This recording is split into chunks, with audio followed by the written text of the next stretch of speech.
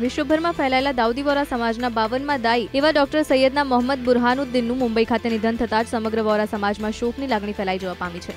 વોરા સમાજના ધર્મગુરુ એવા ડોક્ટર સૈયદના સાહેબ સમગ્ર વિશ્વમાં શાંતિના દૂત તરીકે ઓળખાતા હતા. સૈયદના સાહેબ દાઉદી વોરા સમાજના 52મા વડા ધર્મગુરુ હતા. તેઓ લાંબા સમયથી નાદુરસ્ત હતા. મુંબઈ સ્થિત સેફી હોસ્પિટલમાં તેમની સારવાર ચાલી રહી હતી. જોકે અંતે 103 વર્ષની વયે તેમનું નિધન થતાં વિશ્વભરનો વોરા સમાજ ઘેરા શોકની લાગણીમાં ગરકાવ થઈ ગયું છે.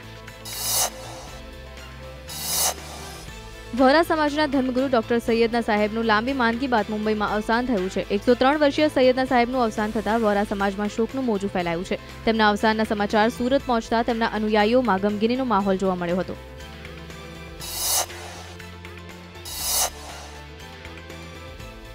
અમદાવાદમાં શિવરંજની બ્રિજ પાસે હિતેશ ઝવેરીની હત્યાને 2 દિવસ બાદ પણ હજુ સુધી આરોપીઓને પોલીસ શોધી શકી નથી. ત્યારે ઝવેરીઓએ રાજ્યભરમાં વેપાર ધંધા બંધ રાખ્યા છે. તેમની માંગ છે કે વધતી જતી લૂંટની ઘટનાઓ સામે પોલીસ તેમને સુરક્ષા આપે અને આરોપીઓને ઝડપી પાડે. અમદાવાદમાં પણ માણેક ચોકમાં તમામ સોની વેપારીઓએ બંધ પાડ્યો હતો. તમામ વેપારીઓએ સજ્જડ બંધ કરીને રાજ્યમાં કથળી રહેલ કાયદા અને વ્યવસ્થાની કથળતી પરિસ્થિતિ પર રોષ વ્યક્ત કર્યો છે. તો ગાંધીનગરના સોનીઓએ પણ આ બંધના એલાને સમર્થન આપતા જ્વેલરીની દુકાનો બંધ રાખી છે અને આ પ્રકારની ઘટનાઓને રોકવા સરકાર કડક પગલાં ભરે તેવી માંગ પણ ઉઠી રહી છે. તો આ તરફ વડોદરામાં તમામ ઝવેરીઓ દ્વારા ધંધા રોજગાર યથાવત રાખવામાં આવ્યા છે. પણ સોની વેપારીઓએ સોની એસોસિએશને આપેલા બંધને સમર્થન આપવાના ભાગરૂપે બપોર બાદ પોલીસ કમિશનરને આવેદનપત્ર આપી રજૂઆત કરવાનું આયોજન કર્યું છે.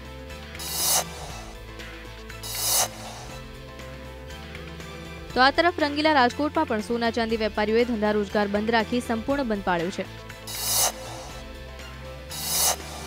તો બીજી તરફ જૂનાગઢ ચોકસી બજાર દ્વારા જડબેસલાક બંધ રાખવામાં આવ્યો છે. જૂનાગઢના સોના ચાંદીના વેપારીઓ દ્વારા ભારે રોષ સાથે પોતાના ધંધા રોજગાર બંધ રાખીને જિલ્લા કલેક્ટરને આવેદનપત્ર પાઠવ્યું છે.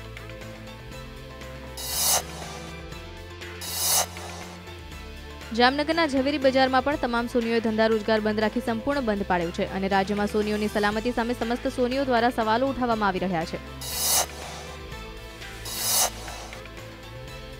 ભાવનગરમાં પણ સોની વેપારીઓ દ્વારા સંપૂર્ણ બંધ પાડવામાં આવ્યો છે. ચોકસી મંડળ દ્વારા તમામ ધંધા રોજગાર બંધ રાખી આજે એક બેઠકનું આયોજન કરવામાં આવ્યું હતું. નકલી નોટના ષડયંત્રમાં જૂનાગઢ પોલીસને મહત્વપૂર્ણ સફળતા મળી છે. આંતરરાજ્ય નેટવર્ક ધરાવતી ઉત્તર પ્રદેશની ગેંગને જૂનાગઢ એસઓજી અને એલસીબી પોલીસે ચોરવાડ અને બિલખામાંથી ઝડપી ₹2,71,000ની જાલી નોટ કબજે કરી છે. વડોદરા શહેરની એસએસજી હોસ્પિટલમાં સફાઈ કામદારોમાં અસંતોષને પગલે રોષની લાગણી ફેલાઈ છે. છેલ્લા ઘણા વર્ષોથી હંગામી ધોરણે સફાઈ કામદારોને કાયમી નહીં કરાતા અને ઓછા પગાર ધોરણના વિરોધમાં 100 જેટલા કર્મચારીઓએ હોસ્પિટલના સંકુલમાં જ હોબાળો મચાવ્યો હતો. પંચમહાલના હાલોલ ખાતેની એક ખાનગી કંપની બહાર હંગામી કર્મચારીઓ દ્વારા હંગામો મચાવવામાં આવ્યો હતો. છેલ્લા ઘણા સમયથી કર્મચારીઓ દ્વારા પગાર વધારાની અને તેમને કાયમી કરવાની માંગ કરાઈ રહી છે.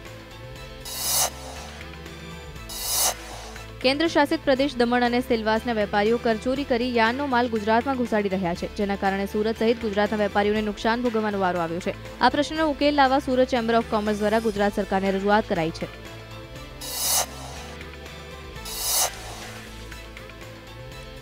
દાહોદના ટોલનાકા પર તોડફોડની ઘટના સામે આવી છે. દાહોદના એસઆઈડી ટોલનાકા પાસે ધાર્મિક રેલી પાસેથી ટોલ ટેક્સ માંગતા લોકોએ તોડફોડ કરી હતી. તો તોડફોડ દરમિયાન ફાયરિંગની ઘટના પણ સામે આવી છે, જેમાં ટોલ બૂથના 10 જેટલા કર્મચારીઓના ઘાયલ થવાના સમાચાર છે.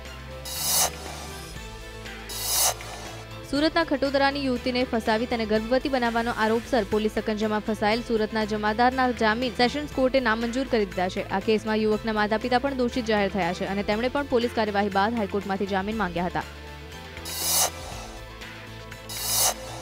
સંઘ પ્રદેશ સેલવાસની એક પ્લાસ્ટિક કંપનીમાં અચાનક બ્લાસ્ટ થતા અફડાતફડીનો માહોલ સર્જાયો હતો. બ્લાસ્ટ બાદ કંપનીમાં ફાટી નીકળેલી આગમાં 4 કર્મચારીઓના મોત નીપજ્યા છે. પાલીતાણામાં કલેક્ટરના આદેશથી રસ્તાની બંને બાજુ દબાણ હટાવવાની કામગીરી શરૂ કરવામાં આવી છે. પાલીતાણામાં રોડની સાઇડ પર આવેલા લારી ગલ્લાનું દબાણ હટાવવાની કામગીરી શરૂ કરાઈ છે. તો ભાવનગરમાં મહાનગરપાલિકા દ્વારા દબાણ હટાવવાની કામગીરી શરૂ કરવામાં આવી છે. આ ડિમોલિશનની કામગીરી દરમિયાન 2 રહેવાસીઓએ તેના વિરોધમાં કેરોસીન છાંટી જીવતા સળગવાનો પ્રયત્ન કરતા ખળભળાટ મચી ગયો હતો. રાજ્યભરમાં વધી રહેલા ગૌવંશના કત્લ મામલે ગૌરક્ષકો દ્વારા ઝુંબેશ શરૂ કરાઈ છે, જેના ભાગરૂપે કચ્છ ગૌ સેવા સમિતિ દ્વારા ગૌહત્યા અટકાવવા માટે અને ગૌવંશને બચાવવા માટે જિલ્લા કલેક્ટરને આવેદનપત્ર આપવામાં આવ્યું હતું. વર્ષ 2016માં શરૂ થતા શૈક્ષણિક વર્ષમાં ધોરણ 11 અને ધોરણ 12 સામાન્ય પ્રવાહનો અભ્યાસક્રમ બદલાશે. ગુરુવારે મળેલી ગુજરાત માધ્યમિક અને ઉચ્ચતર માધ્યમિક શિક્ષણ બોર્ડ શૈક્ષણિક સમિતિની બેઠકમાં આ નિર્ણય લેવાયો છે. ઉલ્લેખનીય છે કે છેલ્લે વર્ષ 2004-2005માં અભ્યાસક્રમ બદલાયો હતો. જામનગરમાં ખાનગી શાળાઓ દ્વારા લેવાતી તગડી ફી અને ડોનેશનનો વિરોધ કરવામાં આવ્યો છે, જેમાં NSUI દ્વારા રેલી કાઢી કલેક્ટરને આવેદનપત્ર આપવામાં આવ્યું છે અને ઉગ્ર સૂત્રોચ્ચાર કરી શાળાના સંચાલકો સામે પગલાં લેવાની માંગ કરવામાં આવી છે. અમદાવાદના બાળકો મુંબઈ ખાતે યોજાયેલી સિટોરિયો ઇન્ટરનેશનલ કરાટે ચેમ્પિયનશિપમાં અમદાવાદના ખેલાડીઓએ વિજય પ્રાપ્ત કર્યો છે. આ સ્પર્ધામાં ભારત, નેપાળ, શ્રીલંકા, બાંગ્લાદેશ અને ભૂટાનના આશરે 400 ખેલાડીઓએ ભાગ લીધો હતો. અમદાવાદના કોચના હાથ નીચે તૈયાર થયેલા ખેલાડીઓએ અદભુત પ્રદર્શન કરી 9 ગોલ્ડ, 14 સિલ્વર અને 8 બ્રોન્ઝ મેડલ પ્રાપ્ત કર્યા છે. કોચે ખેલાડીઓની સફળતાનો શ્રેય સખત મહેનત અને ટેકનિકને આપ્યો હતો.